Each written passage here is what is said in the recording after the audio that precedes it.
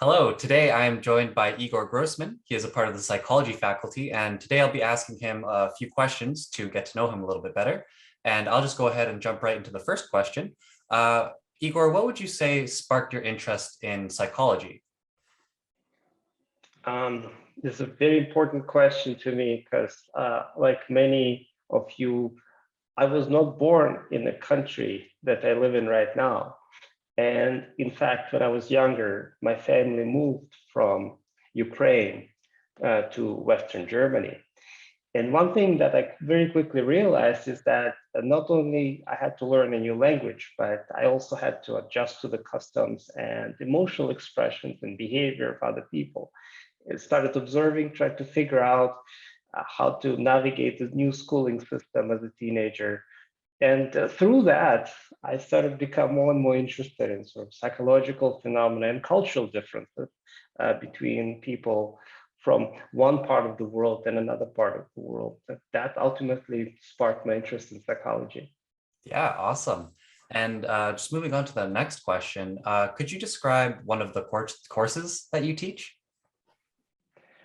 One of the courses I really like teaching, actually there are two, so I'll cheat here.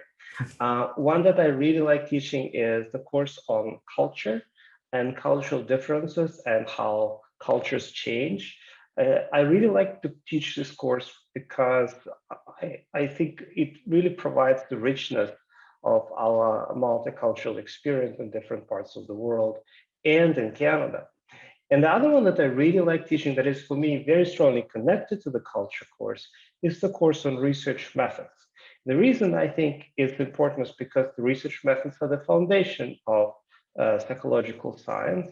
And even those of us who decide to go more practically after graduating, well, you probably still want to take some research methods because that develops your critical thinking that you need, especially now when using in reading information about whatever happens in the world. You need to critically evaluate it. And the reason why culture and research methods really belong together for me is because one very important aspect of research methods is to be able to see the bigger picture and to be able to see how some of the assumptions we have about human psychology are deeply embedded in the culture that have been surrounded by throughout our lives. So those are the two courses I like teaching. Yeah, for sure. And moving on to the next question, could you describe your current area of research? Okay, I do many things. One of them involves forecasting the future. I'm not very good at it, otherwise I would be a billionaire. But I do study how people do that and how good we as a discipline, for instance, can forecast the future. And related to that, I'm very interested in human judgment in general and the concept of wisdom or good judgment. What does it mean to make a good decision? What does it mean to live a wise life?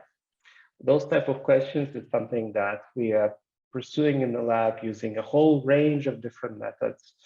And finally, one of the people who studies how societies evolve and change using computational quantitative methods, where instead of speculating either about the past or about developments into the future, we use forecasting models or quantitative methods to understand what actually has happened when you can sort of trace back. So in some ways, I'm doing digital archaeology about the past and quantitative models of the future.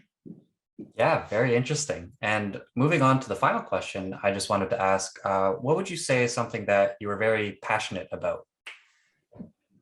I'm I think that always changes. I used to be very passionate about dancing. I had a prior career before psychology. I used to dance Latin American ballroom dancing competitively on a very high level.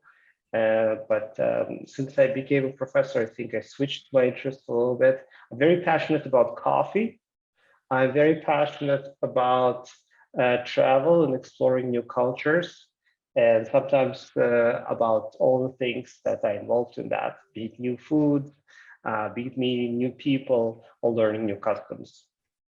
Yeah, for sure. And those are all the questions I had today. I just want to say thank you for taking the time out of your day to answer some of these questions.